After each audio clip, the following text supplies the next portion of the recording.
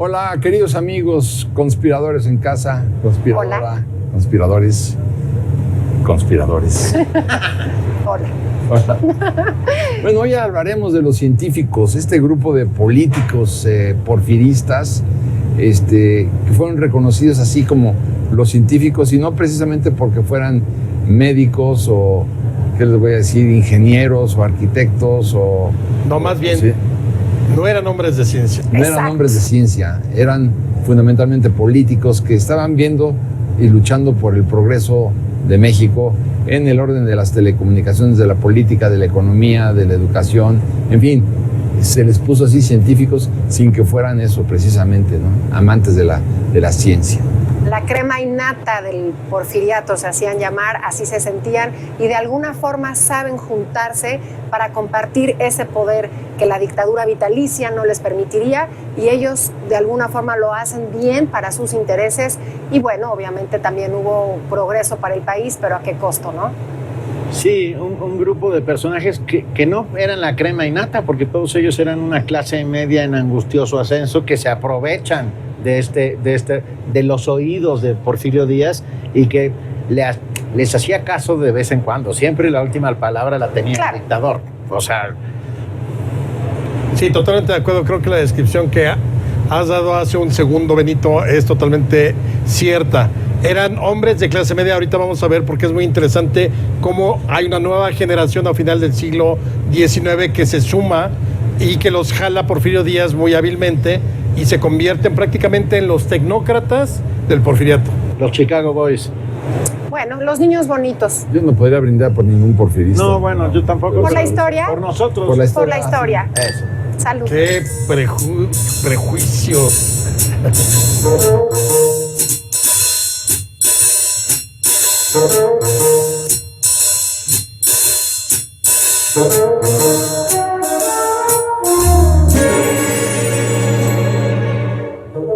Pues yo sí diría, tienes razón, uno de los científicos, por decirlo de alguna manera, pues más destacados del porfirismo, sin duda alguna, fue este francés avecindado en México, Jean-Yves Limantour, que bueno, finalmente es el primero que logra tener un superávit financiero en el gobierno federal, después de pues, todo lo que habíamos pasado, desde las guerras contra los Estados Unidos, la guerra de reforma, la intervención francesa, la restauración de la República. Finalmente, Jean-Yves Limantour pues hizo un buen papel como... Pero era mexicano. Él nace en México. Ah, sí, cierto, sí. Claro, es descendiente de franceses. Es decir, y le sí. hereda el puesto Manuel Romero Rubio. Ese Romero Rubio, padre de Carmelita, la esposa que finalmente le Es dará cierto. a Porfirio Díaz ese aire de mundo que tanto quería y tanto aspiraba. Lo que pasa es que hay cosas muy positivas, valga la redundancia, en estos positivistas científicos, pero se pervirtió de una manera absoluta ya al final de la dictadura. Son intelectuales, son comerciantes, son oligarcas finalmente y están muy cerca del poder, y según ellos traían progreso y beneficio a México. Y no según ellos, porque México tiene repuntes en el ferrocarril, en la industria, el superávit que tú hablas como secretario de Hacienda, pero en la educación también Justo Sierra se une a este Augusto Comte, que era el positivista en el mundo, y lo que se le puede criticar es de lo que cae ese régimen de Porfirio Díaz. Todo estaba muy bien para algunos, pero para la gran mayoría pues no fue así. Bueno, no fue así que acabamos una revolución. En una ¿no? revolución. Digo, Pero bueno, yo creo que antes de seguir, primero hay que explicar perfectamente por qué se les llama a los científicos. Recuerden, cuando llega Porfirio al poder en 1876, la filosofía del régimen con la cual se va a ir justificando absolutamente tres pilares básicos, que es orden, paz y progreso, tienen que ver con el positivismo. El positivismo no era de yes, lo vamos a lograr, era que todo lo que tuviera, o sea, todo se contabilizaba materialmente. Todo. Y aquello que incluyendo incluyera las fuerzas de la naturaleza. Sí, no, claro. No, más que otras, porque todo tenía que ser un dato científico. Exactamente. Si no, no era o sea, si tú, conocimiento. ¿qué era progreso? Que construyeras 100 kilómetros. ¿Qué era progreso? Que 8 toneladas de azúcar. ¿Qué era progreso? 8 calles asfaltadas. Un kiosco. No había lugar para la filosofía, no había lugar para las humanidades, por eso son totalmente llevadas a otro lugar y por eso el positivismo tiende a eso. Cosas que se pudieran demostrar. El progreso tenía que demostrarse con actos positivos y esos actos positivos eran cifras, estadísticas, números. Vías de ferrocarril. Demostrables. Entonces, a partir de la idea, esta generación de jóvenes de clase media, la oligarquía se volvieron oligarcas al final de los 30 años, pero empezaron... Mediaditos, porque viven bastante bien. Pero era una clase media acomodada.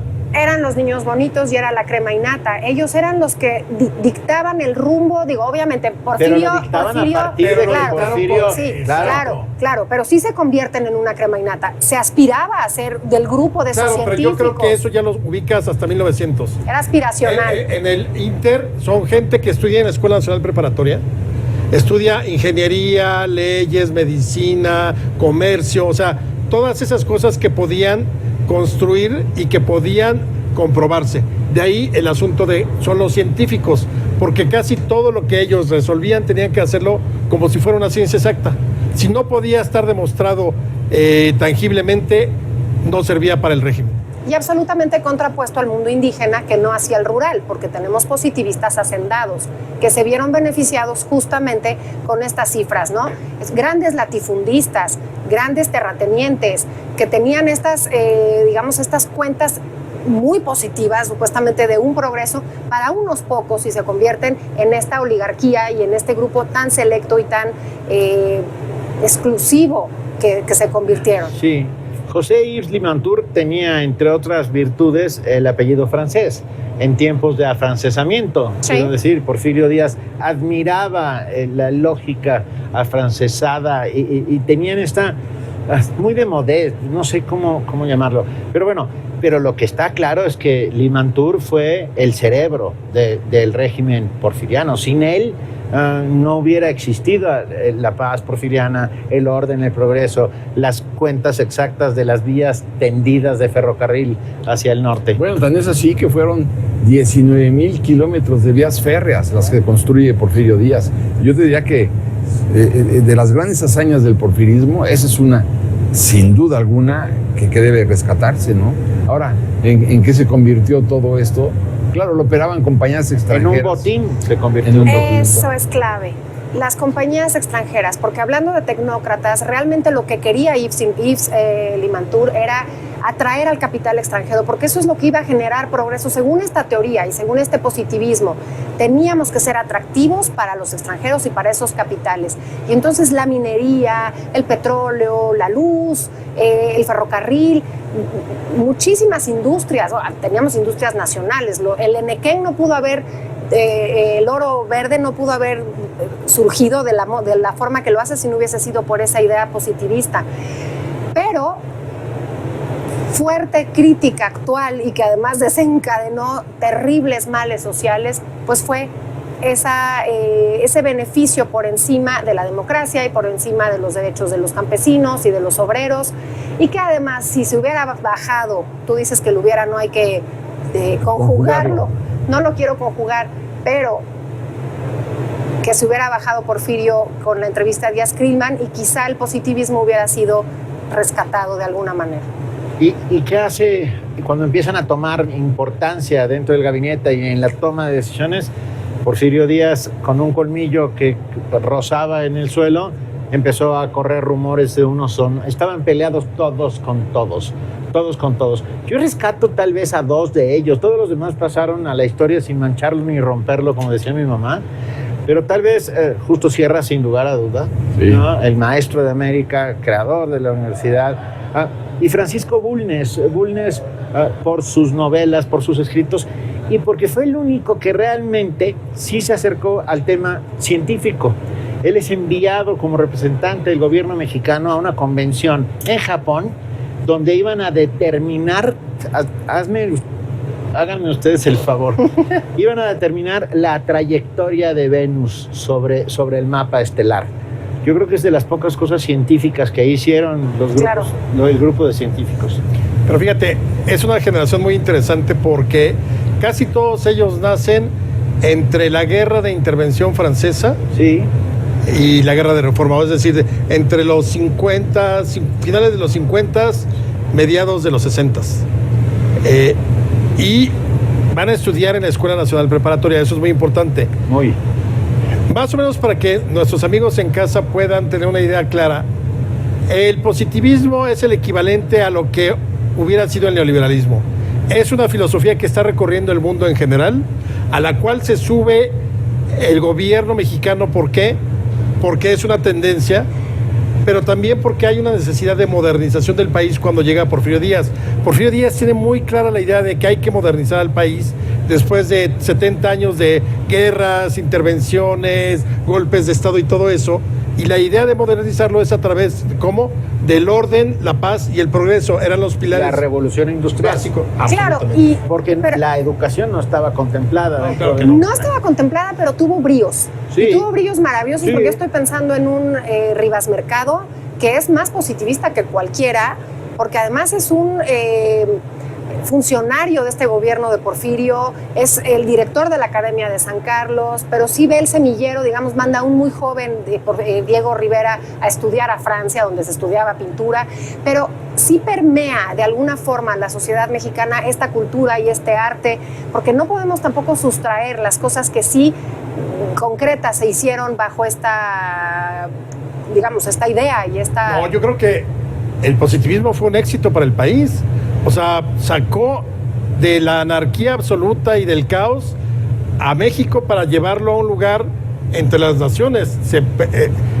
Con las medidas, como quiera que haya sido, las medidas económicas, por ejemplo, una de las cosas fundamentales del Imantur fue haber suprimido las alcabalas, que era este impuesto. Pon tú, si tú producías pulque en Hidalgo, por llevarlo a Puebla tenías que pagar un impuesto, pero si para llegar a Puebla tenías que pasar por el Estado de México, pagabas el impuesto del Estado de México y luego el de Puebla. Eso obviamente entorpecía la economía, la suprime y entonces hay un libre mercado interno que parece hoy absurdo, ¿no? Que hubiera habido impuestos dentro del territorio, pero así era. Bueno, estaba la aduana del pulque en la Ciudad de México. No, y que cuestiona el federalismo desde un punto de vista muy básico. O sea, ¿cómo podría ser un federalismo si estás con estas cosas, ¿no? De los Bueno, también impuestos. pasaba esto, que como este grupo de científicos en realidad lo que querían era aconsejar al dictador en relación a buscar las mejores opciones para el progreso, y les da cabida en el gabinete a todos ellos, a los Macedo, a Joaquín Casasus, a todos ellos, ¿no? Bueno, la estrategia de Díaz para controlarlos era divide y vencerás. Esa tesis, divide y vencerás, pero además recurrió al rumor, recurrió a la intriga y recurrió a la mentira para gobernar. O sea, nada personal, ¿no? Pero bueno, es muy curioso que divide y vencerás le haya funcionado al dictador y que también le haya funcionado mucho el rumor, la mentira y la intriga. Y entonces así es como pudo coordinar a este grupo, dividiéndolos entre ellos y finalmente él quedándose como líder del gobierno. No se vayan, seguimos hablando sobre los científicos porfiristas. Se va a poner bueno.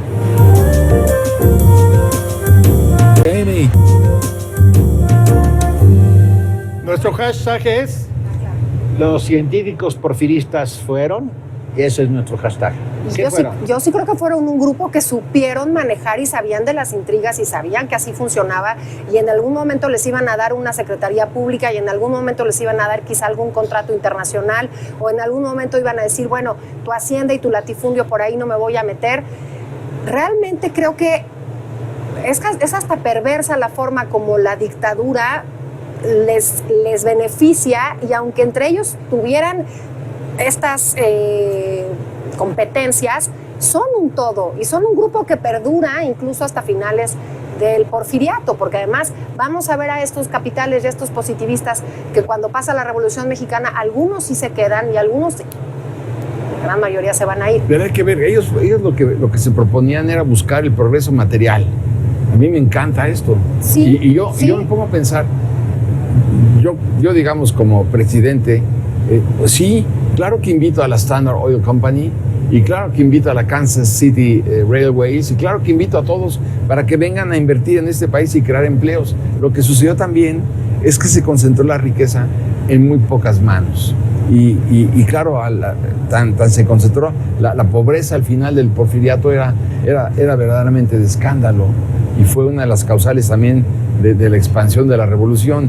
Pero, ¿qué opción te queda en 1900 si no es invitar a las inversiones extranjeras a que vengan a tu país? Pero hay una enorme contradicción. Cuando tú no tienes capital, ¿no? A ver, sí. O sea, progreso y pobreza. Y la medida... Es que hay crecimiento, pero no desarrollo. Exacto. Ahora, yo no satanizaría a los científicos. Yo creo que fue una gran generación que construyó un México que se encargó Porfirio Díaz de destruirlo al final por decisiones políticas. Sí. El problema con ellos es que la corrupción no era como ahora que encontrabas 5,000 millones en cuentas en las Islas Caimán y la corrupción como se ha dado en los últimos 30, 40 años en México. En aquel entonces, lo que sabían ellos de información, la información privilegiada, entonces compraban acciones. Entonces no era que robaran, mira este billete de 500,000, sino sabía que venía la Standard Oil, ¿sabes qué compra Eso aquí? es robar. No, por eso, pero es muy diferente. Eran relaciones de corrupción, beneficio. Es corrupción al final, sí, pero el descaro en el que vivimos hoy, o sea, que el gobernador de Veracruz, Duarte, haya tenido 5,000 millones en su casa o etcétera, no, ya es un descaro. Allá era, tú comprabas 100 acciones porque sabías que venía a invertir el teléfono, pues te hacías rico. Claro. Lucrabas Ahora, con lo más información perverso, confidencial. Exactamente. Claro, pero y lo más perverso y lo más incongruente, Benito, es que pasó la Revolución Mexicana y tampoco se mejoraron las condiciones de todos aquellos que no recibieron ese progreso. Y entonces empezamos a rajatabla de nuevo y seguimos caminando 100 años. Pero, ¿por qué no podemos encontrar ese equilibrio de el bienestar y el progreso con un Estado social, con un Estado que dé beneficio, con un Estado que dé educación? Pero es que el punto, seguimos buscando. El punto es que en este país no había el capital para echar a andar la industria del comercio. Había muy poco. Entonces tú dices, ¿dónde tiene el capital? Afuera. Entonces tengo que crear la infraestructura de certeza jurídica y política en este país para que lleguen los capitales extranjeros, dado que yo no tengo. Si gobernar es crear empleos, pues entonces tengo que llamar a los que tienen los capitales si en México no hay, porque si no lo haces, entonces ¿de dónde vas a sacar los recursos para crear empresas, para crear prosperidad? Y eso lo entendieron muy bien los científicos. No, y yo creo que haberle apostado a la inversión extranjera está muy bien. El problema es que como no había esa conciencia social sobre, por ejemplo, los pueblos indígenas y demás, evidentemente las leyes de colonización afectaron a los yaquis, por ejemplo, en Sonora, o el que fuera tan exitoso el modelo económico en Yucatán y en Morelos con el segundo lugar mundial de producción de azúcar en Morelos, pues obviamente permitió la explotación indiscriminada. Y de piña. Pero en términos generales... En condiciones de esclavitud. Sí, claro.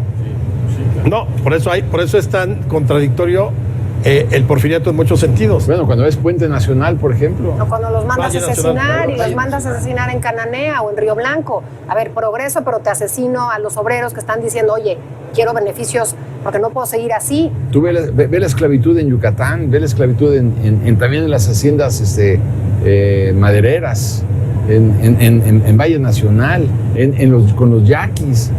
Fue terrible. Bueno, y vemos también cómo se suprimió también las huelgas a balazos, ¿no?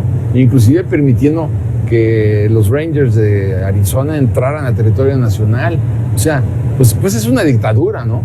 Lo malo fue que no se pudiera, como tú decías, desarrollar el país y que la riqueza se pudiera permear, masificar. Sí, masificar. Y esta masificación no se dio. Y no se ha dado. Mira, Limantura era un personaje que podríamos decir hoy que tenía trastorno obsesivo compulsivo. Yo estuve en su archivo y entre otras joyas que se encuentran ahí está la reconstrucción del zoológico de la Ciudad de México. Cada página está firmada, rubricada por él. Es un tomo así. Se compraron 2 ibis, un rinoceronte, 6 pacas de... O sea, entiéndeme. Un ejemplo clarísimo del positivismo llevado al trastorno obsesivo-compulsivo, ¿no? Porque además todo estaba firmado por él, Ahora, a mí en el arte, perdón, es que me gusta mucho hablar del tema de los kioscos, el Palacio de Cristal que es ahora el Museo del Chopo. O sea, sí había una conciencia de dejar estructura, de dejar lo más moderno que se pudiera, lo más artístico, lo mejor. Eso sí se le debe de rescatar a este grupo positivista que buscaban, digamos, lo mejor del momento. Claro, pero lo que necesitabas era no solamente esos grandes edificios donde había un diplodocus, sino mentes brillantes que se cuestionaran, que crearan conciencia crítica. Todo eso estaba prohibido. Pues. Y lo que dice Madero, que también viene de justamente una empresa sumamente boyante, que los maderos se ven beneficiados por ello, dice, todo está muy bien. ¿Y la democracia? ¿Por qué la dictadura? O sea, tenía muchas patas cojas este gran monstruo. Ah, bueno, por supuesto que sí. De Porfirio Díaz. Sí, bueno, lo curioso es que hayan pasado la historia como los científicos, ¿no? Pero para evitar la confusión, sí. No eran amantes de la ciencia ni nada por el estilo, sino porque también es claro que hay que subrayarlo, sino lo que querían era el bienestar material de México, pero con datos y con hechos demostrables, no con verborrea ni con demagogia, ¿no? Y claro, le encantó a Porfirio Díaz esta posibilidad, hasta que él mismo la destruyó, ¿no? Porque finalmente... Claro, acuérdate que, digamos, la filosofía del régimen es el positivismo, tienes ese grupo de científicos, pero también dentro de la estructura política tienes un grupo de clase media que no está representado en los científicos, que es el de Bernardo Reyes, por ejemplo. Entonces, en un momento dado, a principios del siglo XX, Porfirio Díaz los empieza a inflar a los dos, a Reyes por su lado y a Limantur por el suyo, para hacerlos creer que pueden ser su sucesor. Me parece que en la elección, no me acuerdo si la de 1900 o la de 1904, pero obviamente pues empiezan a creer, Limantur cree que es el heredero, y Reyes por otro lado, porque siempre alaba lo que había hecho. Reyes había sido Porfirio Díaz en chiquito en Ponte Nuevo, Ponte León, Ponte Nuevo, Nuevo León. y lo nombra gobernador. Y lo nombra gobernador, pues, es el procónsul del norte, le llaman. Y al final Porfirio Díaz los deja subir y luego le revienta el globo y dice: yo creo que voy a tener que ser presidente otra vez porque Limantur me resultó francés y Bernardo se dispara solo. Qué barbaridad. Era como divide y vencerás. Pero lo mismo, fíjate, lo mismo hace con la inversión extranjera norteamericana, porque él dice, ya la prepotencia de los gringos es demasiada, entonces le abre las puertas a los ingleses, en el petróleo, en la infraestructura, en todo. Y entonces, claro, los norteamericanos también levantan la ceja y dicen, espérame un momentito, México es nuestro, no. Entonces dice, pues también peleate con los ingleses, o sea, ese divide y vencerás lo aplicaba. Y lo aplicó muy bien, ¿eh? Lo aplicó muy bien. Porque, por ejemplo, para el ferrocarril de Tehuantepec no hay un solo centavo norteamericano. Fue la única condición que le puso a Pearson. Tú lo construyes, pero no puede haber ni una acción, ni un centavo, ni un dime de dinero norteamericano ahí. Y se le echó sola.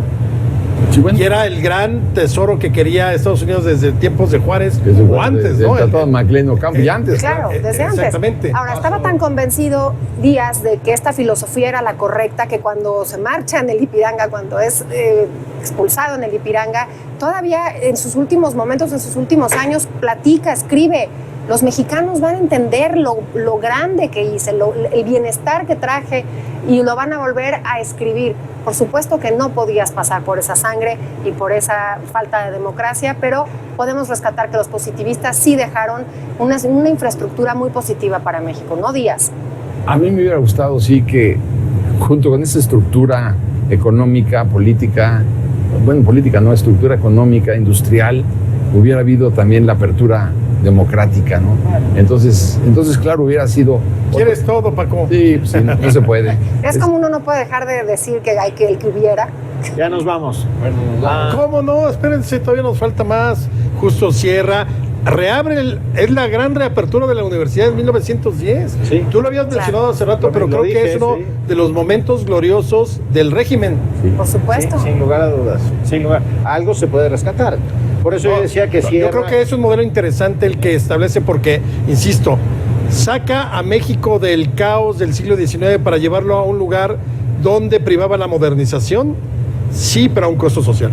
Totalmente. Y esa modernización sí llevó a México a asfaltar calles, al alumbrado eléctrico, a la llegada del automóvil, al desarrollo del ferrocarril, el telégrafo, el teléfono, el cinematógrafo. Aduanas sí, claro, eficientes. la modernización de los puertos y demás. Sí. Chicos, Salud. por la universidad. Sí, por la universidad. Bueno, claro.